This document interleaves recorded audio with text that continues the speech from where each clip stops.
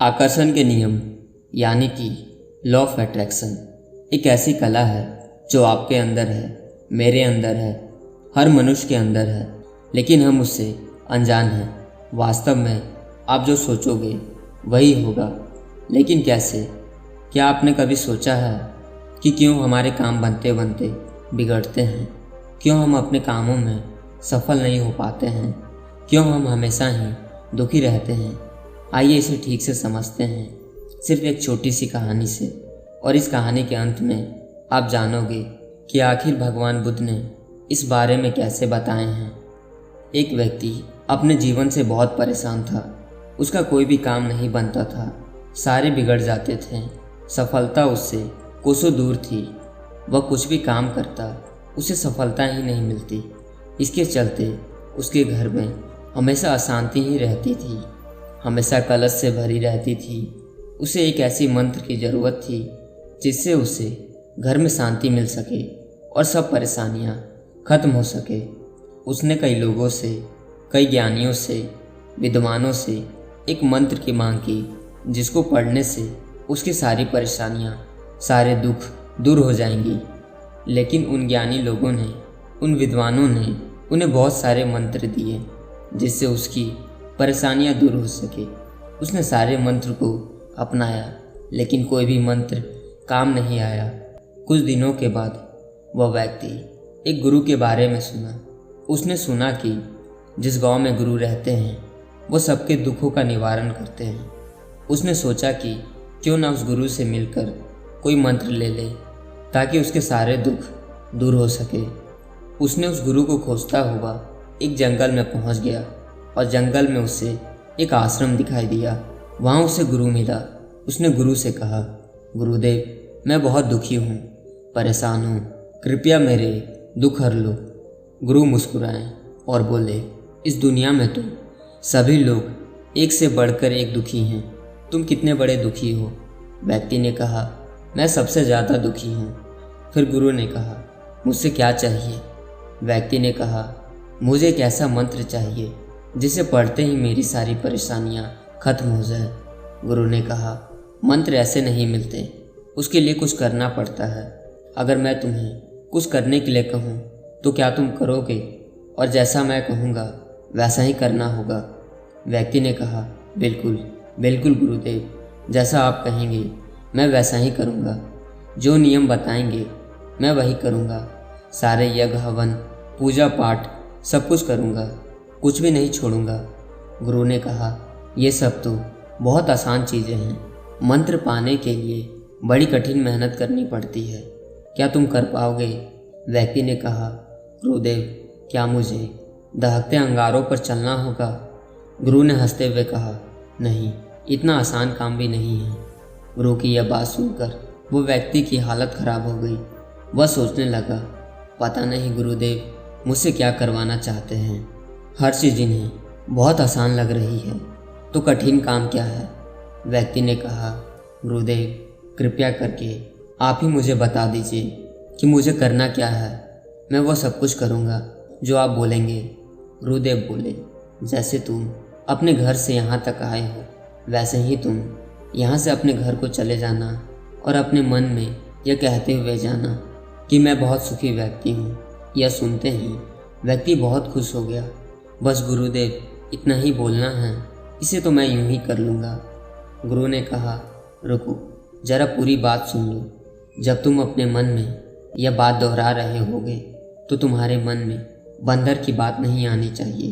अगर तुम्हारे मन में बंदर का ख्याल आया तो सब बेकार हो जाएगा। व्यक्ति ने कहा, यह काम तो मैं बहुत आसानी से कर लूँगा। और यह कहकर व्यक्ति अपने घर की ओर चल पड़ा। आश्रम से निकलते ही वह अपने मन में कहना शुरू किया, मैं बहुत सुखी हूँ। लेकिन इसे कहते ही उसके मन में बंदर का ख्याल आ जाता है। जब भी वह कुछ कहता है तो उसे वह गुरु की बंदर वाली बात याद आती है। लेकिन वह यह भी कहता है कि मैं सुखी हूँ। लेकिन जब जब वह कहता है, बंदर का ख्याल उसके मन में और भी गहरा होता जाता है। फिर जैसे कहते कहते वह रास्ते की ओर जा रहा था कि उसे रास्ते में बंदर दिखाई देना शुरू हो गया। उसे चारों तरफ सिर्फ बंदर ही दिखाई देता था। उसने सोचा, आते वक्त ये बंदर कहीं दिखे नहीं, अब क्यों दिख रहे हैं? मैं अपने मन में सुखी हूँ। और ऐसा बोलता हुआ वो अपने घर पहुँच गया। घर पहुँचकर वो अपनी पत्नी से बोला कि बंदरिया, मैं बहुत भूखा हूँ, बंदर परोस दो। मुंह से बंदर शब्द निकलते ही उसका मुंह खुला का खुला रह गया। उसकी सारी मेहनत पर पानी फिर गया। उसने सोचा कि आज से कभी उसके मन में बंदर का ख्याल तो नहीं आया था, तो आज कैसे आ रहा है? और उसे हर जगह बंदर ही बंदर दिखाई दे रहा था। वह सब कुछ छोड़कर भागते हुए गुरु के आश्रम जा पहुंचा। आश्रम पहुंचकर वह गुरु के चरणों में गिर पड़ा और बोला, गुरुदेव, यह क्या हो गया? मुझे कुछ समझ नहीं आ रहा है। मुझे तो हर जगह सिर्फ बंदर ही बंदर दिखाई दे रहा है। ऐसा क्यों? गुरुदेव, आपने कहा था कि बंदर का ख्याल भी नहीं आना चाहिए, लेकिन मेरी तो जुबान पर ही बंदर बैठ गया है। आज से पहले इतने बंदर कभी नहीं दिखे। आपने जो मंत्र दिया था वह भी नष्ट हो गया, मुझे मंत्र मिला ही नहीं। गुरु ने कहा, तुम्हें मंत्र मिल चुका है, सिर्फ तुम्हें उसका उपयोग करना सीखना है। लेकिन गुरुदेव, जैसा आपने कहा था, मैं तो ऐसा बिल्कुल नहीं कर पाया। फिर मंत्र कैसे काम करेगा? गुरु बोले, पहले तुम इस मंत्र को समझ लो। अगर तुमने इसे ठीक से समझ लिया तो यह मंत्र अवश्य ही काम करेगा। फिर उस व्यक्ति ने कहा, गुरुदेव, कृपया करके मुझे जल्दी समझाएं, मैं समझने के लिए तैयार हूँ। फिर गुरु ने कहा, समझने के लिए तुम्हें एक बात का हमेशा ख्याल रखना होगा कि तुम्हें बंदर का ख्याल नहीं आना चाहिए। यह सुनकर व्यक्ति गुरु के चरणों में गिर गया और बोला, मुझे तो आपके पीछे भी बंदर ही दिखाई दे रहा है। देखिए, उस पेड़ पर केला खा रहा है। उसकी यह बात सुनकर गुरुदेव जोर से हंस पड़े और बोले, हमारा मन ही हमारा मंत्र है। हमारे साथ तो वही होता है जो हमारे मन के अंदर उसकी गहराइयों में चल रहा होता है। जैसे कि तुम पहली बार आश्रम में आए थे तो तुम्हें वे बंदर दिखाई नहीं पड़े, और अगर एक दो बंदर तुम्हें दिखाई भी पड़ा होगा तो वो तुम्हारे ध्यान में नहीं गया होगा, क्योंकि तुम्हारे मन के अंदर बंदर थे ही नहीं। लेकिन जब तुम यहाँ से वापस गए तो तुम्हारे मन की गहराइयों में जो होना चाहिए था वह तो तुम्हारी जुबान पर था कि मैं सुखी हूँ, लेकिन ये सब मन की गहराइयों में नहीं था। तुम जिस चीज़ से बचना चाहते हो वही तुम्हारे मन की गहराइयों में पहुँच जाती है। तुम बंदर से बचना चाहते थे तो तुम्हारी मन की गहराइयों में बंदर ही बैठ गया, इसलिए हर जगह तुम्हें बंदर ही बंदर दिखाई पड़ रहा था। जहाँ बंदर भी नहीं था वहाँ भी तुम्हें दिखा। जैसे तुम्हारी पत्नी में, तुम्हारे भोजन में और तुमने मुझ में भी बंदर ही देखा। इसलिए इसे ठीक से समझो।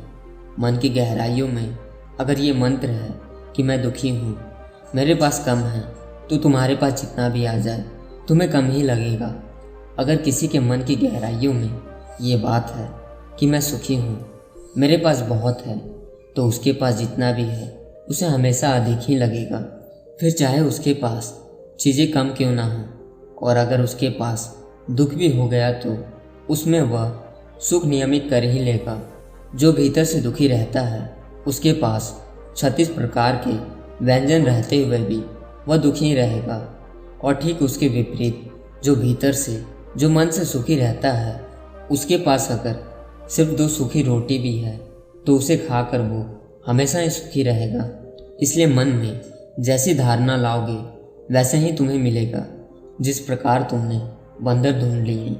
फिर गुरु ने कहा, अब तुम्हें समझ में आ गया होगा कि तुम इस मंत्र को कैसे सिद्ध करोगे।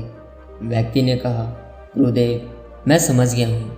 हम जो हमेशा सोचते हैं वही हमारे मन में भी बैठ जाती है। मैं लगातार शब्दों का उच्चारण मुंह से जरूर कर रहा था, पर मेरी सोच तो बंदर पर ही चल रही थी, इसलिए वो मुझे दिखाई दिया। इसी तरह मैं सुख चाहता हूँ, लेकिन मेरे मन में तो दुखी बैठा हुआ है और मेरे सब काम बिगड़ने लगते हैं, क्योंकि मैं हमेशा ही उल्टा सोच कर रहता हूँ, और इसलिए ये मंत्र भी उल्टा ही हो जाता है। वास्तव में हमारे मन में जो भी चलता है वो एक साधना की तरह ही होता है। अगर कोई सच्चे मन से साधना करता हो तो उसे हल अवश्य मिलेगा। अगर मन में हम गलत सोच विचार रखेंगे तो हमें उसका फल भी गलत ही मिलेगा। इसलिए अच्छी सोच, अच्छे विचार रखेंगे तो फल भी अच्छा ही मिलेगा। और वह व्यक्ति गुरु को धन्यवाद करके वहाँ से चला गया।